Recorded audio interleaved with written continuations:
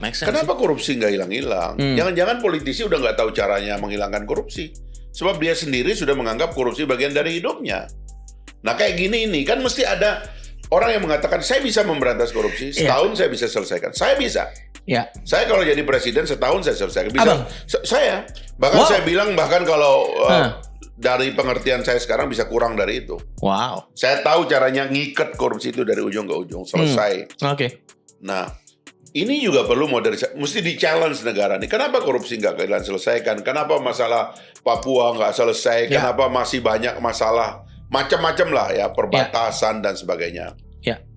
Ini adalah kapasitas negara yang kita tawarkan. Kita punya cara kerja baru. Nah, yang terakhir itu adalah leadership. Termasuk tadi itu. Seleksi kepemimpinan kita ini bermasalah. Dominasi logistik dalam pemilu bermasalah. Ini mesti kita perbaiki. Nah, saya kadang-kadang merasa kalau saya masuk ke tempat lain begitu ya, tidak dengan kekuatan awal yang banyak, yang idealis ini gitu.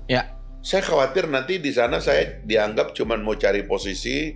Udah aku taruh kamu di situ. Nanti saya paham. Berkelahi orang sama saya, wah itu nggak sesuai dengan partai, keluarin aja orang baru. Permasalahan-permasalahan yang nggak penting lah ya. Itu saya nggak mau itu, ya udah kita identifikasi diri dulu.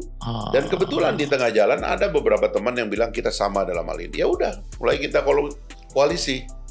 Dan sebagian dari pikiran itu kan saya advokasi pada masa kampanye kan, termasuk kampanye presiden. Makanya sebagian dari pikiran-pikiran kami juga kita sudah rekamkan untuk menjadi bagian dari kebijakan pemerintahan yang akan datang. Karena kita menang, bos. Gitu loh.